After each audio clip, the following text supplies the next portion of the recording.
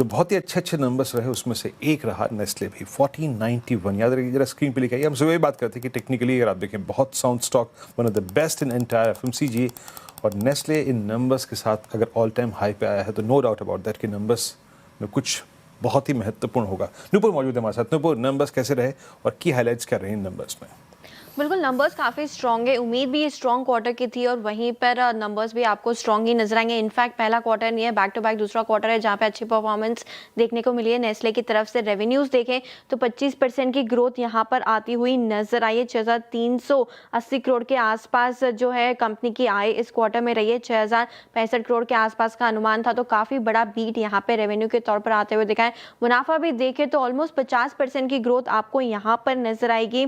850 करोड़ का अनुमान था, 975 करोड़ के आसपास मुनाफा आते हुए दिखा है। मार्जिन्स में सुधार नजर आया, 400 बेसिस पॉइंट का सुधार यहाँ पर कह सकते हैं। 21% के मार्जिन से ऑलमोस्ट 24.5% के आसपास जो है मार्जिन इस क्वार्टर में देखने को मिले। इनफैक्ट मैनेजमेंट की कमेंट्री और जो सेगमेंटल परफॉर्मेंस रही है हर एक प्रोडक्ट की, वो भी काफी स्ट्रॉन्ग आपको दिखेगी। सभी प्रोडक्ट ग्रुप में कंपनी ने डबल डिजिट की ग्रोथ इस क्वार्टर में देखी है। घरेलू कारोबार सेल्स ग्रोथ देखें तो 25% की इस क्वार्टर में आती हुई नजर आई है। अनुमान 18% का था।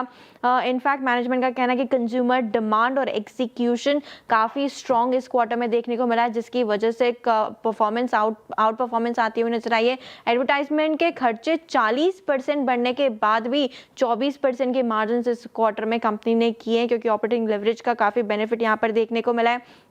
इसके अलावा जो किटकैट का मार्केट शेयर है वो लगातार यहाँ पे बढ़ते हुए नजर आ रहा है। बेवरेजेस का जो सेगमेंट है कंपनी का 20वां ऐसा क्वार्टर है लगातार जहाँ पे डबल डिजिट की ग्रोथ देखने को मिली है। क्विक कॉमर्स, ऑर्गेनाइज ट्रेड और जो बाकी के सेगमेंट से वहाँ से भी स्ट्रॉन्ग ग्रोथ इस क्वार्टर में आती हुई नजर आई है। एक्सपोर्ट मार्केट में कंपनी ने आउट परफॉर्मेंस दी है। मैगी कनाडा और यूरोप में एक्सपोर्ट्स करती हुई नजर आई है, वहाँ पे स्ट्रॉन्ग परफॉर्मेंस रही है। और नेस्कैफे सनराइज की बात करें तो लेबनान में यहाँ पर भी स्ट्रॉन्ग जो है रेवेन्यू ग्रोथ देखने को मिले। कमोडिटी आउटलुक को लेकर, कमोडिटी प्राइसेस के आउटलुक को लेकर मैनेजमेंट का कहना है कि कॉफी की सप्लाई एडिक्वेट है, लेकिन वॉलेटिलिटी यहां पर देखने को मिल रही है। कोकोआ शुगर के जो प्राइसेस है वो एलिवेटेड लेवल पर है। एडिबल ऑयल्स के भी प्राइसेस एलिवेटेड लेवल्स पर आपको नजर आएंगे। तो कंपनी ने प्राइस हाइक का भी इंपैक्ट देखने को मिला है, लेकिन उसके बावजूद मार्जिन यहां पर कंपनी ने मेंटेन रखे। तो पहला क्वार्टर नहीं है, बैक टू बैक दूसरा क्वार्टर है, आउट परफॉर्मेंस की तरफ है। मार्जिन एक्सपेंशन काफी अच्छा यहां पर आते हुए नजर आया है।